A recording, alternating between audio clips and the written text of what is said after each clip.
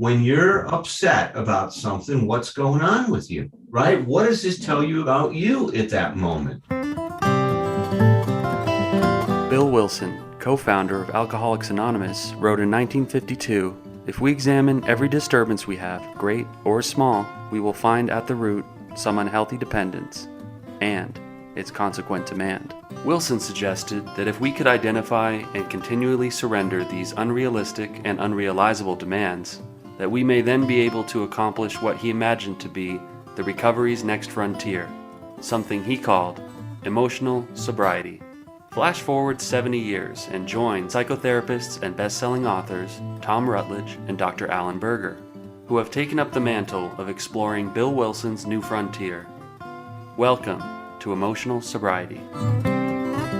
Welcome to Emotional Sobriety.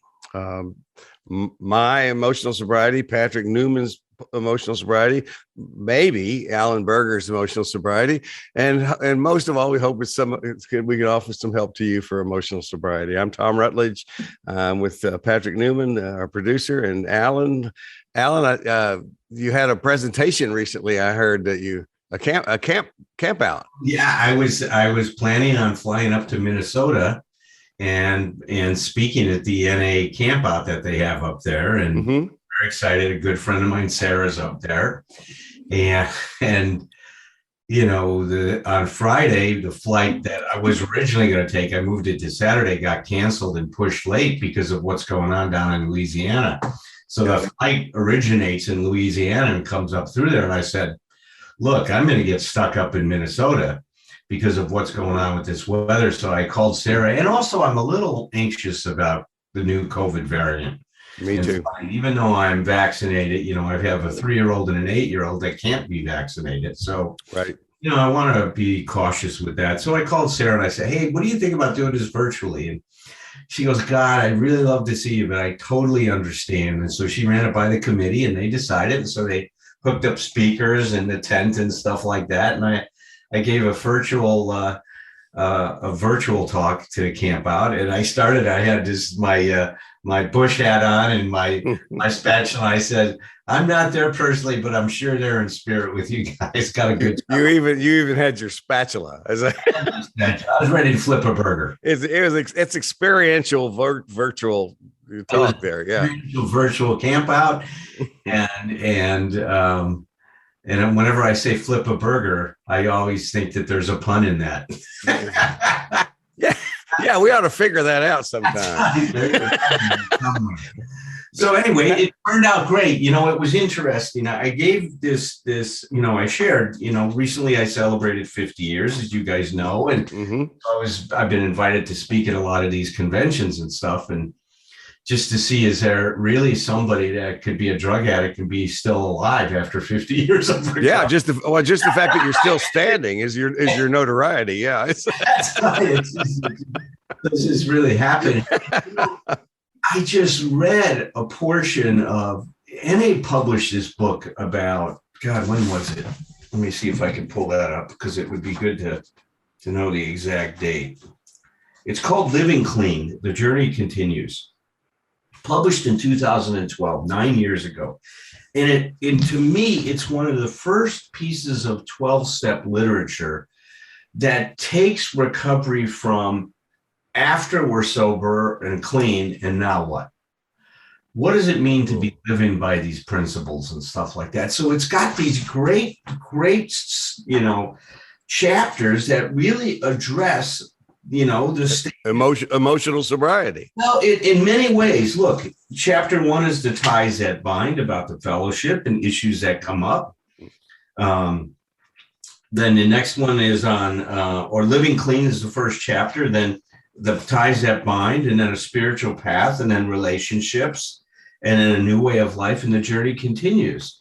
And this stuff addresses things like our health as we get older, and how do we deal with taking medications, and what happens when there's conflict in the fellowship? How do we resolve these things? And I'll tell you, the emotional, even though they don't use the phrase, because NA really wanted to separate itself from AA, they don't talk about sobriety, right? So it's like emotional recovery.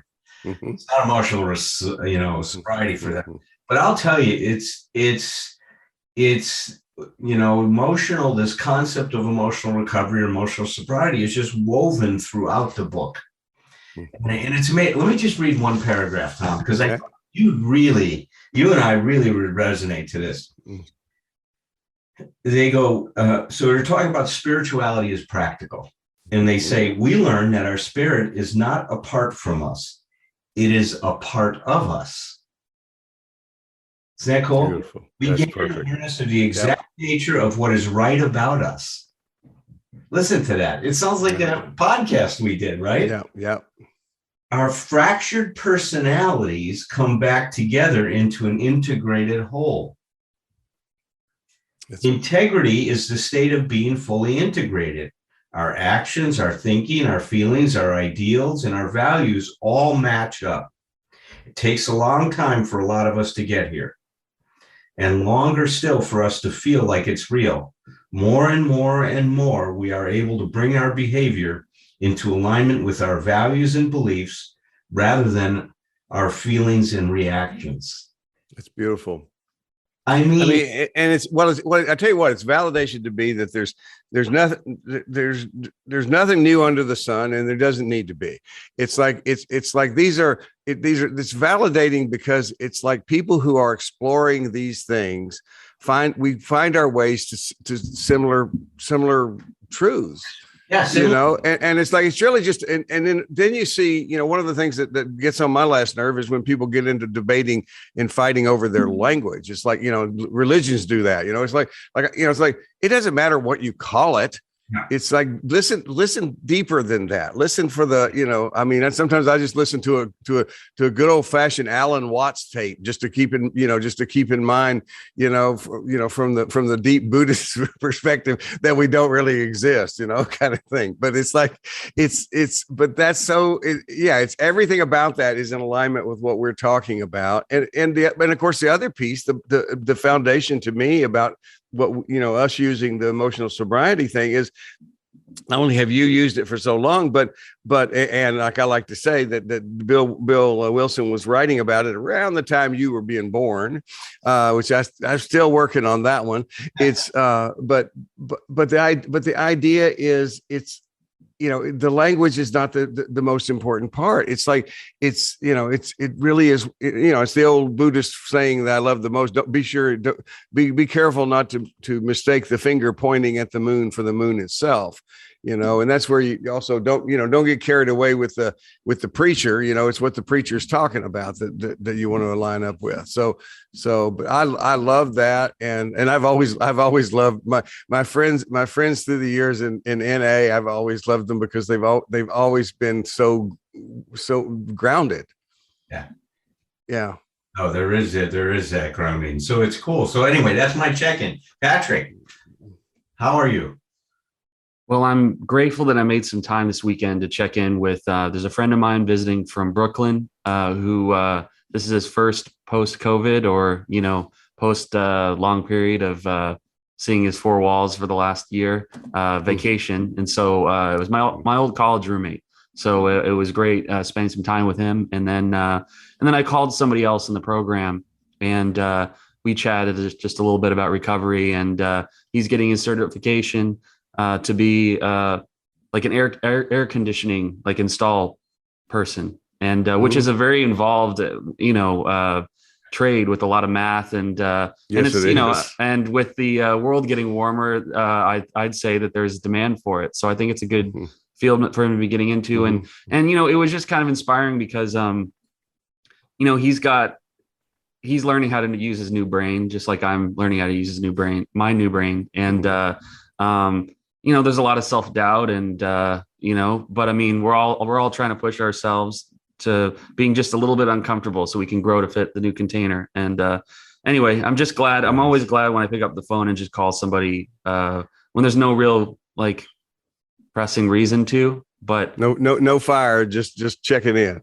Yeah. And it made me feel a lot better. And I hope that it was some kind of positive contribution to his day. So. Yeah, very cool. I'm sure it was. And that's a really good point too, because one of the things in terms of talking to anybody listening about support is, support is not something you just have on hand, for the, when you call the SWAT team or the fire brigade. It's like, the way I always think about a guy I knew in recovery, decades ago, that used to say his line, we all try our best to be very clever. And his clever line, which was, I thought was very clever. He said, I call my sponsor every day. That way, when I have a stupid question, it doesn't show up so much. And it's like, and I just love that concept that basically he made it a regular part of what he did. So that basically it didn't have to be, really what I got out of that was it didn't have to be a major decision. Does this qualify for a support call or not? And then I talk about self-doubt. I've worked with so many people, and Alan, I bet you can identify with this too. I work with so many people who basically, when you're dealing with low self-esteem anyway, that find they're willing to be there on the other end for other people for support. But it's a real challenge initially to get them to know that, and you can't wait around to feel like you're good enough and you're worth it. You just have to do it. And you learn it from doing that, because you realize after a while, you realize how people respond to you. People, and it's not even like it's a big, people like to help, and so give them a chance is what I say to people. Give people a chance to help you. And I love what you're saying, Patrick. It's just to touch base. I mean, two self-doubting people talk to each other. We're going to support one another. You and I've done it, Patrick. I know we have, It's when we were talking about some of our common insecurities about physical appearance. Some of the conversations you and I've had made me feel much better, and we've solved absolutely nothing. I appreciated you reaching out in those instances. Mm-hmm. It's a two-way street. So I think it's connecting. Makes one feel connected. Oh man, it's like when I sent the text about I was having a crisis of seeing myself on video, which is a hard thing for me. After I appreciate you responding, because afterwards, my little guy in my head was going like, "Oh great, you just wrote to two men and told them you feel insecure about how you feel." It's like, like I said, my response to you guys is it was truly adolescent. I could just feel it, but it was like, but I was so glad that I did, because that was real. That was what was going on with me.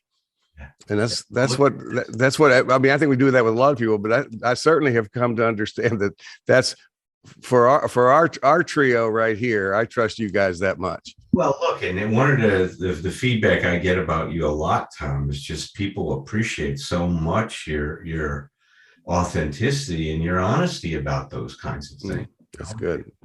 You don't let the should monster censor what you're going to say. Mm-hmm. No, so actually I've learned he's much less of a problem to me these days. And I want people to know that it does get much easier over time with practice. But the other thing is, if he's anything, he's a guide to what I talk about, because it's like, if he says, whatever you do, don't you dare say this, fuck it. You guys will know that in the next text. Because oppositional behavior can be helpful. Listen, I've got plenty of it. I've got a long history of it, and you're absolutely right. Every symptom has its application. Man, it's like, we label that as problematic, but my God, it's such a staple in recovery. Do the opposite of what you're thinking. Well, one of the things, and we could say that with addiction or with the should monster too, but I say it a lot when I'm working with eating disorders, especially when I've done eating disorder groups, is I call it putting the fuck you in the right place. Because what we're doing most of the time is putting the fuck you at ourselves. And then when people start to help us, we start putting it at them. It's like we choose to get this treatment, and then all of a sudden we dig our heels in and act like somebody's trying to make us do it. And it's like, which can be a little confusing, but ultimately we really do. I love that what you just said is that's the place where we really do want to apply our wonderful and our quite strong and well experienced oppositional behavior. We're pros at it, right? And we're great. Yeah, we applied it in a way that was not helpful for us. Just stand up to the person you need to stand up to, and it happens to be living inside your head. That's right. That's right. Yeah. Instead of fighting all the windmills out there, take on Right. Go for it. Now, before I know we're going farther into chapter 5, but while we're on this subject, I realized this morning looking through your book, Alan, that there was one of these little nutshells that was set aside in your book that we didn't actually, I don't think we referred to specifically. And it's so much one of my favorites. I want to go back, and it's in chapter 4 on page 84. And it has to do with what we're talking about with just practice. And, it says we don't suddenly live consciously. Waking up is a practice. With any practice, the key is small, steady effort. And I think I think if I had to list maybe top 5 things that we repeat and do broken record kind of teaching about, that would be one of them. It's like the idea is when you have a concept's not going to fix you. The practice of a concept a couple of times is not going to do a damn thing, but steady practice. And I love just the key is small. And I think about What About Bob, the movie, baby steps, small, steady. It's like, and I used to try not to refer to that because it was so silly, but it's like, it's so accurate, baby steps, small, steady effort is how we get there. And living consciously, as any one of the 3 of us can say, is that'll be a lifelong practice. Yeah, that's right. How many times I will doze off today, I have no idea. And look at how relevant was what I read earlier. More and more and more, we are able to bring our behavior into alignment with our values and beliefs rather than our feelings and reactions. And they go, this doesn't happen overnight. It takes a long time for us to get here, and longer still for us to feel like it's real. But that's back to this point you're talking about. It is this slow, steady improvement. Mm-hmm. And the more, I was always impressed with Scott Peck's book, The Road Less Traveled, because he addressed an issue that I don't see addressed much in terms of self-help group, or self-help books. It's this issue of discipline.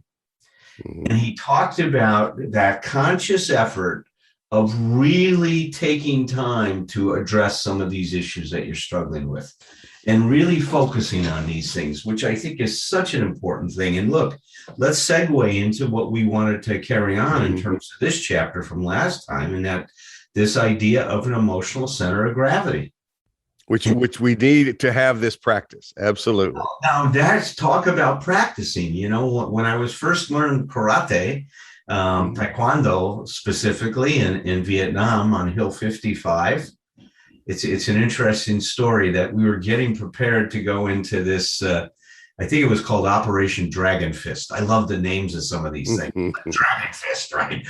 And so they brought 2 Korean Marines, or they assigned 2 Korean Marines to our unit to teach us hand-to-hand combat, and specifically Taekwondo. And so we didn't have any gis, right? Like you get. Right. We made ours out of bed sheets. I mean, and it was so cool. I mean, and the dojo we were at, it had a cement floor, it had a roof over it, and then it had these makaraya boards where you practice punching on and stuff like that. But that was it. There was no, it wasn't luxurious in any form. Nothing snazzy about it. It was Spartan as you can get. But the first stance they taught us was the horse stance, and they call it the translation. I don't remember the Korean word for it, but the translation into English is the immovable stance. And what you do is your legs are a little wider than shoulder feet apart, and you bend your knees and you kind of drop your center of gravity so it's like equally balanced over both feet. Mm-hmm.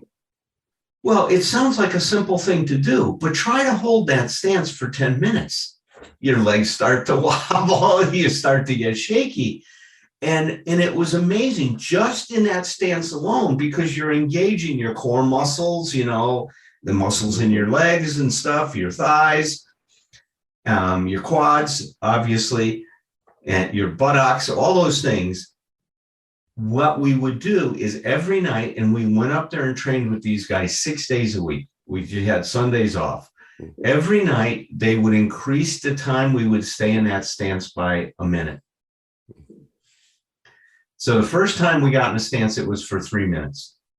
The next day, 4 minutes. By the time we were done training with them, we were almost in that stance for an hour. Wow. I mean, it was an amazing thing. And you couldn't do that. If we would have tried to do it an hour the first day that we were there, we wouldn't have been able to do it. But now, so that's one thing. That's back to the practice issue. The emotional center of gravity issue is what we were learning was that if you manage the center of gravity, you're going to be able to stay in control of yourself in a combat situation the best you can. Now, you can't control what the opponent's doing, but you can control where you're coming from and how you engage in what you're doing. And that's what which you, by the way, you just described emotional sobriety. Well, isn't it? It was so funny. Like you said before, we're not discovering something new here. We're talking about some, what I would call almost universal truths. Yeah. And we're seeing their application in many different ways. And especially here in terms of how can we better take care of ourselves? How can we learn to deal with the challenges that life sets before us? And I can do that much better if I'm grounded, if I'm supporting myself. And that's the importance of this whole focus on emotional center of gravity. It's really teaching us one way to support ourselves, one way to keep our balance. Because we talk about, Bill talked about balance all the time, right? When I talk emotional sobriety as a balance, and humility, right? As balance and humility is what he talked about. And this is, and so it's amazing to me that the analogy works. It's just like that physical balance. Like we see in a gymnast, they master that so well. Like Simone Biles, when she's on that balance beam, oh my God, it's like she's on a floor. I mean, you don't know she's standing on a 4-inch piece of wood. I mean, it's amazing to me, the skill. But look, all of that has to do, she is keeping her emotional center of gravity directly over that 4 inches. I mean, which is incredible, right? Like that's graduate school emotional sobriety, right? I mean, I have a hard time doing it when I'm standing on a floor nowadays, but I mean, well, but see, I think that's a good point for us to make too, is the idea is, sort of like I said, how in terms of what we were talking about with the last chapter of living consciously, it's like, it's, that's one of the things I always say, like all this stuff runs right down the center of us. It's not something we're going to in the future. It's like what we're doing is our practice takes us closer and closer and closer to it. And even maybe even perfect balance is something we experience, but it's not for long.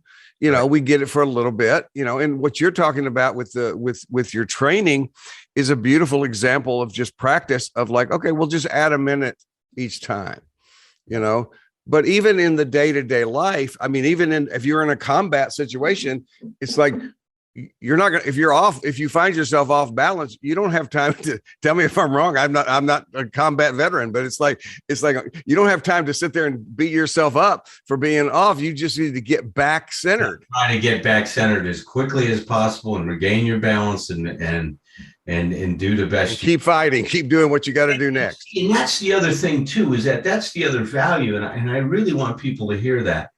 We couldn't focus on learning that in a combat situation.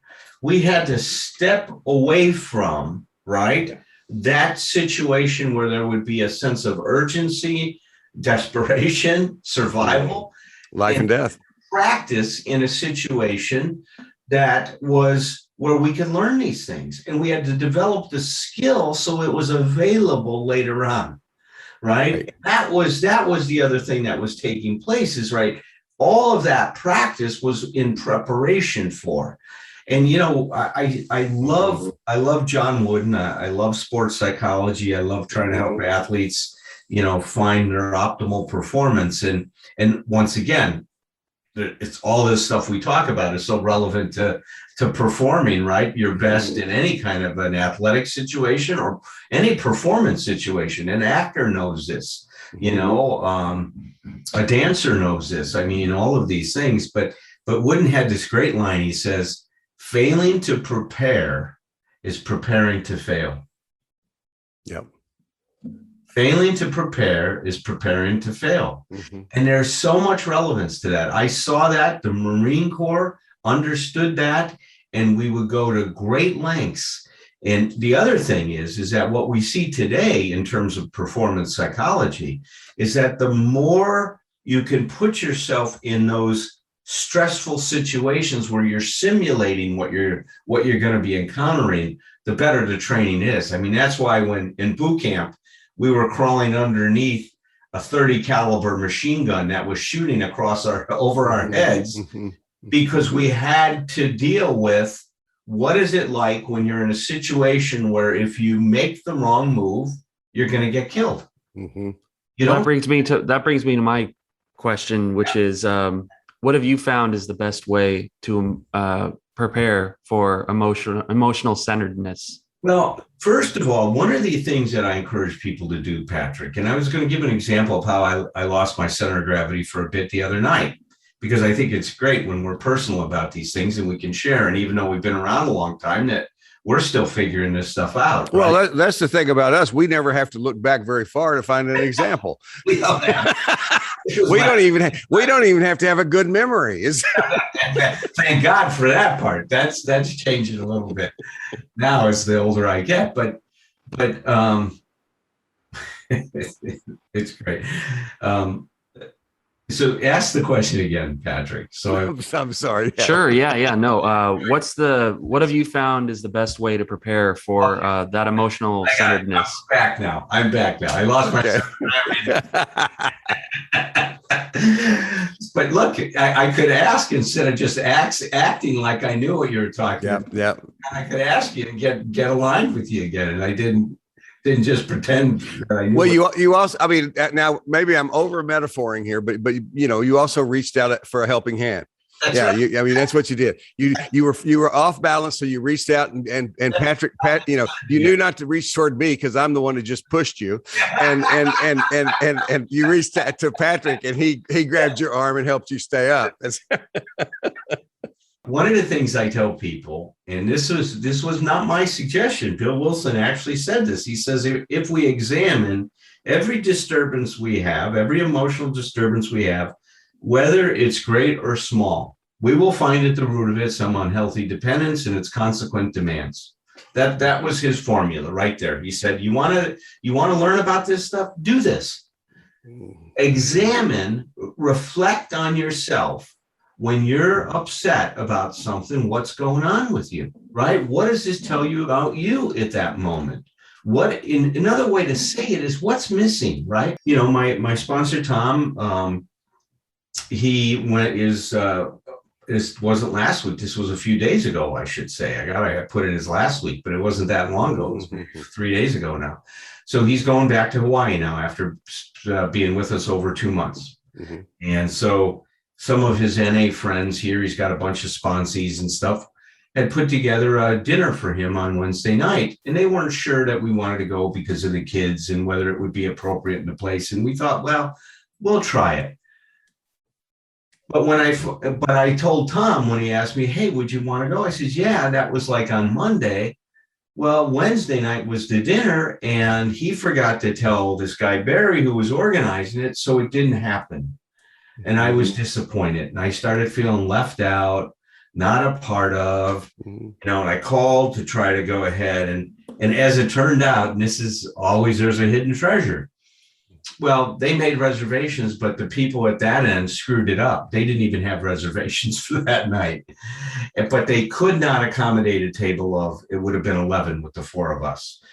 So I helped them get their reservation for their party of 7 that night that they were going and got that on the books for them to go. But I felt disappointed. And then I started making up some stories like Tom was saying in my head about what this was about. And really what it was about was just an oversight. There was no intention or meaning behind it. Now, maybe Barry thought, man, I'm not so sure Alan would want to go. And because of the kind of situation, it was a high-end steakhouse where people are going in suit jackets and stuff like that. it would not have been conducive. And then Tom confirmed that to me. But I'm taking it personally. I'm off my center of gravity. Tom says, look, it was that people were thoughtful about you and didn't think it would be fit. And Alan, I got to tell you, when we went there, it would have been terrible for Cece and Maddie to be there. They would not have enjoyed it. The place was crowded, first of all. People weren't wearing masks. And they weren't COVID, in my sense, sensible at all about the way they set up the tables and stuff. And he said, and it was so loud, we couldn't even hear each other talk. So it turned out that all of this internal chatter I had, where I knocked myself off balance, had nothing to do with me. It had to do with actually when I thought they weren't being thoughtful for me, they were being thoughtful for me and they were anticipating. Now, would I have liked to maybe have had that choice and they'd said that? Of course, but that's secondary, right? We turn for what we want when it's not available. We appreciate and have gratitude for what was. And that's what was able to bring me back to center. I could let go of all of these fantasies of being left out because there's a lot of pain for that from my childhood. Yep. I was a kid that was a horrible athlete. You did not want me on your baseball team. You did not want me. You didn't want me on the fast pitch team. Basketball, forget it. I could kind of run up and down the court, but I couldn't shoot the ball. I mean, so I was that kid that nobody wanted on their teams. And that stung, man. I took that very personally when I was a kid. So the remnants of that started to bubble up again. Yep. And I started to feel that. I talked to Jess about it. And, we kind of chatted through some of this. So like Tom said, naming it sometimes help you tame it. And so we were able, through a dialogue, I was able to get my center of gravity back within 24 hours. That's well. See that, and one of the things I always tell people too is measure your progress in response time. So we think about how long it would have taken you before, which we're really comparing to earlier on. Never, I would have never got. I would have carried it for years, but it does get quicker. But the other thing I want to be sure we point out for listeners too is to look at ourselves. To do what you're talking about doing does not mean that somebody else on the other side of that could not have done better, or even sometimes has not done you wrong. It's like, because what I realized in my own exploration of myself is I would have a guy in my head that basically would take the position of, if I can demonstrate that somebody else out there fucked up, then I can focus there instead of on me.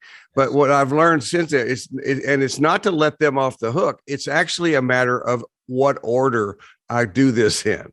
Yes. Always start with myself, and very often, and I think this is the case there, where you're finding out that if somebody's guilty of something, it's simply a matter of literal thoughtlessness. They didn't think of it that way. It's like, but even if somebody has done something that afterwards I've kind of found my own center of gravity back, it's like very often if I think I still don't appreciate what that guy said or did, it's like, most of the time I'm going to shrug it off and go like, I don't need to do anything about it.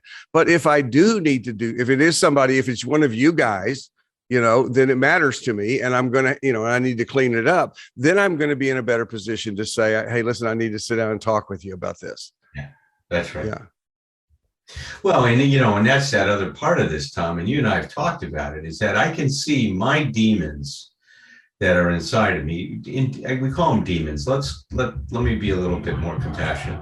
The hurts in me that inform paranoia. Yeah. Right? That right. Really inform my suspiciousness. What happens is, one of the things in terms of staying centered, I'm able to see the positive intention in people's behavior rather than assigning or attributing these malevolent motivations. That even begins with the idea. So that if the conversation in my head is from the suspicious mind, I think he did this because the next voice can simply say, but maybe not. Yes, that's right. See, maybe not. That can get you back to your center of gravity. See, things like that, these little kinds of tips we have, and look, as well as examining these things, if you want to learn more to do this, if you go on my website, I developed a chart where you write down what happened, you write down what your reaction was to it. And then in columns 3 and 4, you try to identify what your unenforceable rules were, what your demands were, and then what's the unhealthy dependence that generated those demands. And then in the last column is what you can do to get your center of gravity back. Yes. People are using this and they are responding and saying, just like, we read the feedback you got, the feedback I get is, my God, this is so helpful. Oh, people bring that up all the time in the Thursday group. They love it's such a practice. What you've done is you've taken initially what Bill was talking about and talk about turning it into something operational. I mean, you've operationalized that into that 4-step. It's 4, right? That's right. Yeah, four steps. It's like, but if you walk through it and the more you, again, with practice, the more you do it, the more natural it becomes to think that way. That's right. In Appendix B, I've kind of updated that chart. It's on page 307 of the new book for people to use. And it's just a wonderful tool for people to struggle with this stuff and start to deal with it. So look, what an important topic, because the more we practice getting our center of gravity back, the better we get at it. And this is a tennis player, right? One of the things they say, it's going to take you 1,000 balls, hitting 1,000 balls to get this thing figured out. And that's okay. But how do you hit 1,000 balls? By hitting the first one and then the second one. And then just continuing on is to slow, gradual improvement. And that's what we're really looking for here with emotional sobriety. Right. Practice. And look, and what this does is it defeats the perfectionist that says, I got to have this figured out now. Yeah. And talk about oppositional. We'll go back to that. What we're really saying, to fuck you to that, because what we're saying is, he goes, you need to have this figured out right now. And by the way, and that's what the message of the perfectionist says. Perfectionism is always pointing at us. It doesn't own it itself. It says, you have to do this. You have to do this perfectly. And, and a nice, kind oppositional position is, well, too bad, because it's not going to happen. That's right. It's right. and then, the other side says, well, that's terrible. And then it wants to denigrate us, right? Yeah, and what we need to learn to do is to be for our own self and say, "I'm so sorry for your loss." It's like I know you're disappointed, but it's like, and look, that's this being able to have a healthier relationship with ourselves is also what when I read that paragraph, integrating these different parts of us and finding a way. I mean, it could have been a paraphrase of what Fritz Perls said about mental health. He said, mental health is an appropriate balance and coordination of all of what we are. Yeah. And that's what we're talking about here, that if you listen to Tom and what he was just saying and how to respond to that, that's the appropriate balance and coordination of these different parts of ourselves. And that's the other thing. That takes an awareness of the dialogue that is going on, and then it takes a willingness to experiment and trying some things on differently. Yep. Well, this is great. I'm glad that we took some time to explore this. Patrick, any final thoughts about this before we close this podcast today? Well, just that if you could time travel back to young Alan, you could tell him that you're pretty damn good at tennis and you know how to box as well. And yes. So if he just holds out for a few more decades, he's going to be all right. And look, that was the other thing. I evaluated myself and compared myself to everyone else. And I was a very late bloomer in terms of athletic skills and coordination. It didn't come to me in my early years. I got better and better and better, and partly because I took the time to practice, get some instruction, right? Fill in the gaps in knowledge I have and stuff like that. My dear friend Roger, who you guys see on Thursday nights, we love to tell the story. I met Roger back in 1979 when I was up at UC Davis, starting my doctorate in clinical psychology. And so I was in a clinical psych program, a very unique one, we were in the School of Medicine rather than in a department of psychology. So it was very different than the typical program, right? Because it was very hands-on. And Roger was in a PhD program that was studying workspace environment in space. So it was about optimizing your physical situations to be able to live together under long periods of time with other people without wanting to kill each other, like the rats do when you all put them in a real small cage, right? And they just want to go after each other. So they had this incredible grant where they're teaching people about social engineering in terms of physical space. And so he was in that program studying to get that PhD.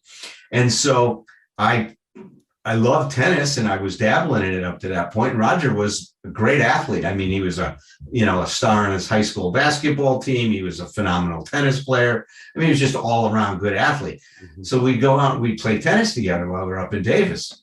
And I think he let me do this. This is the sadistic part of Roger. I'd be up like 5-1.